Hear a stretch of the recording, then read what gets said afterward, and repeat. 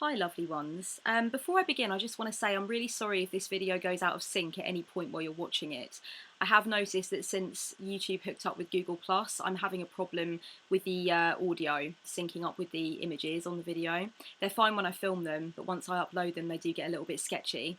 I'm not entirely sure why that is, and I'm not sure what I can do about it, so I'm hesitant to refrain from filming videos altogether because I really enjoy making videos, but I'm not really sure what to do about the audio syncing issue, so if anyone has any advice for me, that would be great. I wanted to talk a little bit today about something that's been coming up a whole lot with people in my life, with friends of mine, loved ones of mine, clients I'm working with, and people that have been emailing me. I wanted to talk about what happens when you find that you are learning a lesson for the second or the third time. You find that you're raking over old ground. There's some stuff coming up that you thought that you were over, that you thought you'd gotten to the other side of. You really thought that you had made your peace with it. And suddenly it seems to be cropping up all over the place for you again. And I think the temptation when that kind of thing happens in our lives is to berate ourselves, to feel really disappointed with ourselves, or to figure that somehow we failed to learn the lesson the first time, and that it's coming around to smack us in the face all over again because we didn't do the work that we were supposed to do the first time, that we didn't do well enough, and that's why this problem just keeps haunting us over and over again. I recently spoke to a friend a few weeks ago online who said that she felt that she really needed to go back to therapy. She feels she needs to go back to therapy at this time in her life to rake up some old ground, to re-explore some old issues that she actually went through in therapy quite a few years ago and felt that she was kind of at one with. But for some reason lately there have been these issues resurfacing, and she feels that she needs to go back into the therapeutic relationship to actually hash out these things which have been left over. And she's not gotten a very positive response from her family, who have kind of tried to insist that, you know, she's already done this work, she doesn't need to do it again. I don't know whether there's a suggestion that perhaps she's being self-indulgent, or maybe they just don't understand why she's not over it yet, but the reception that she's gotten from her family has not been positive, and it's made her second guess her decision to go back into the therapeutic relationship. And I think it's made her feel quite guilty for believing that she has to do that because she's not got that feeling of support from the people in her life. And weirdly, this really syncs up with what my mum's going through at the moment. My mum went through therapy quite extensively after her mother died. My nanny died when I was 14, and my mum was in therapy right up until I was about 21. So she was working on a lot of stuff which was really buried quite deep down, and the death of her mother actually allowed these things to resurface, and she realised that there was this whole lot of shadow work that needed doing, all of this this stuff, these old memories and ghosts that she really needed to dredge up. And my mum kind of completed the therapeutic relationship, as I said, when I was about 21, and felt a whole lot more integrated, a whole lot more comfortable with herself, able to talk about her emotions, more switched on, more self-aware.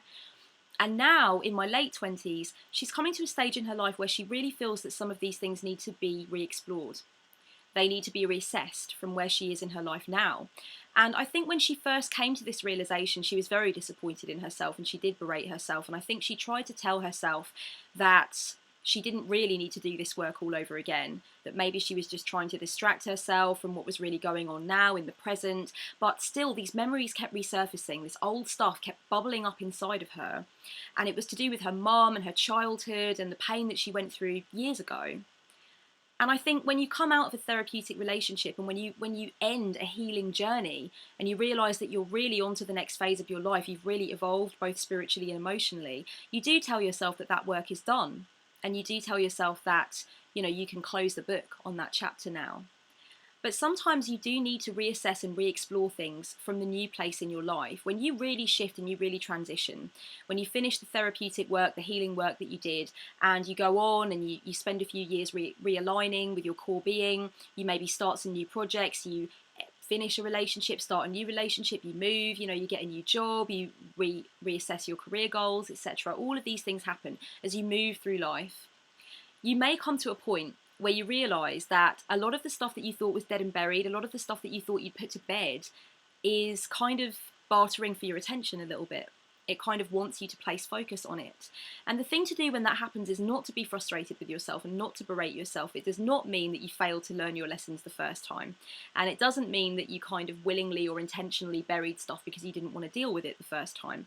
The truth is that sometimes you evolve spiritually and emotionally to the point where you become almost a new version of yourself. You know, you relate to yourself in a different way, and you're relating to the rest of the world and your place in the rest of the world in a different way because of the changes that you've been through, because of the transitions that you've put into being, because of both the predictable and the unpredictable ebb and flow of life.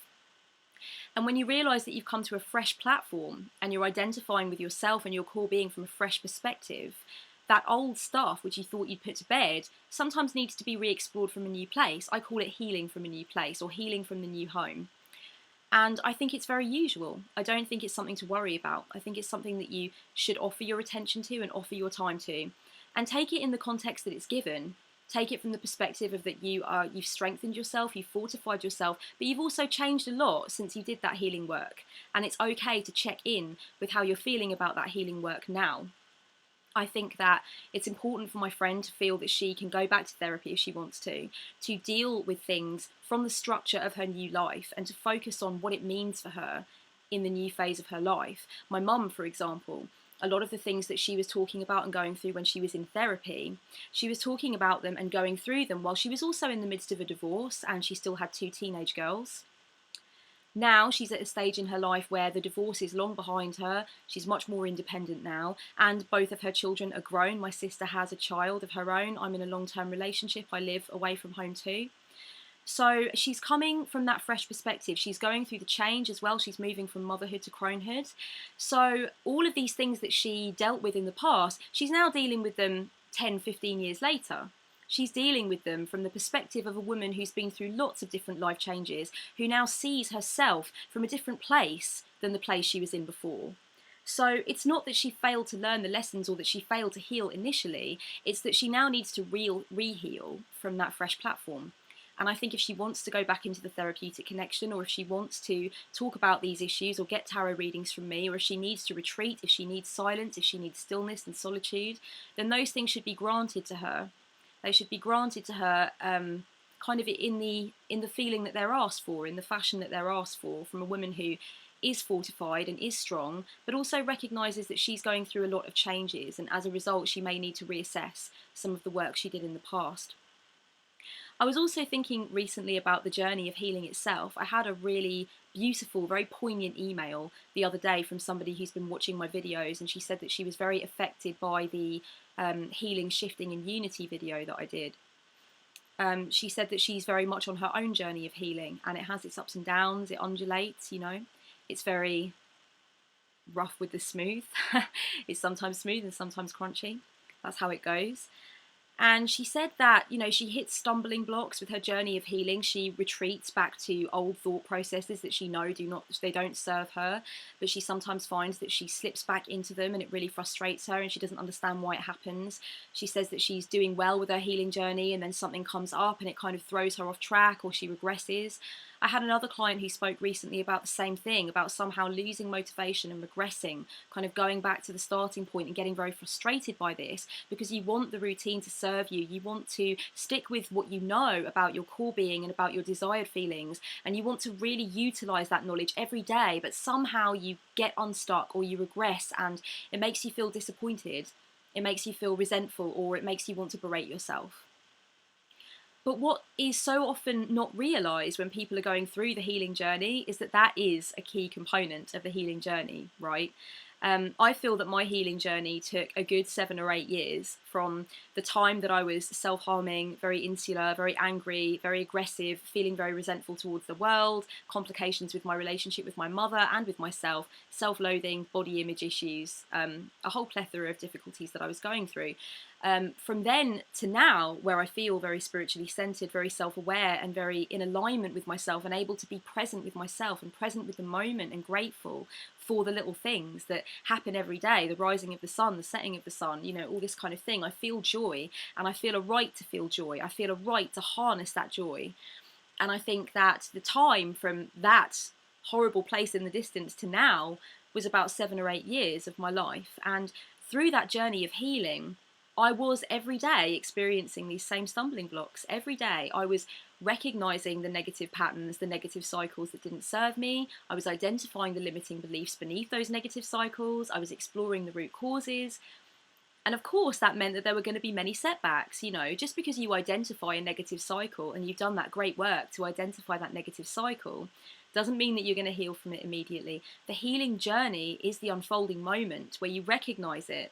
You put your techniques in place to stop it or to decrease its influence over you, and then you hit that stumbling block where you're in it again and you're justifying it to yourself again, or you're refusing to hear what your inner voice has to say because your ego has taken over and the negative cycle feeds the ego. So you're going with it, and you know that it's destructive, you know that it's not helpful to you and that it doesn't serve you, but you find yourself on that merry-go-round. And then again, you have a moment of clarity, and again, you have a moment of being in connection with your core being, and you're strong in the earth like a tree. And that's the moment where you put these techniques into place again, and you remind yourself of why you love yourself and why you want to move on and evolve and progress. And then again, you know, a few days later, you might hit a stumbling block. But I think the point with the healing journey is that you get better and better at refusing to berate yourself for hitting those blocks, refusing to despise yourself for it, refusing to succumb to self-loathing. Instead, you breathe, you're present with yourself, you check your emotional responses, you believe that you are entitled to those emotional responses, you allow yourself that time, that space that you need to heal, to continue with what you're doing. You don't berate yourself, you're not disgusted with yourself, you refuse that, you know. The healing journey is about the ups and downs. The healing journey is about writing about what went wrong and what's going to go right the next time, writing about how you feel with yourself when you're strong, and when you succumb to those emotional weaknesses that throw you back into cycles that don't serve you. The healing journey is about exploration. That's why we call it a journey. You know, if you could just knock on the door of healing and walk straight in, it would be a very easy life, but I doubt that we'd all be as enriched as we feel we're becoming. You know, I doubt that I would be as enriched as I now feel that I am, and I doubt that I would enjoy the journey so much. I doubt that I'd enjoy my life so much if healing and freedom and feelings of joy were so readily accessible to me, and I didn't have to have that 7-year stretch of working out what worked for me and throwing away what didn't work for me, changing my techniques around, checking in with myself all the time, and continuing to allow myself that space. I don't think that I'd feel as enriched as I do now, and I certainly know that I wouldn't be able to be a guiding force in the lives of my friends and loved ones and clients and everything else. I know that I wouldn't be able to do that because I wouldn't have that incredible, rich inner knowledge of how to get where I'm going, how to get where I did get, and how to get where I'm going now. I wouldn't be able to encourage and guide anyone else. It's the healing journey and the ups and downs of that really makes a meal of it, and that's what you want to go with. The next time you find that you're reverting back into a negative cycle, a limiting belief that doesn't serve you, if you find that you're going back to certain behaviours that you've already identified and you've already acknowledged, but you can't seem to quite shake them out of your hair, acknowledgement is only the first step.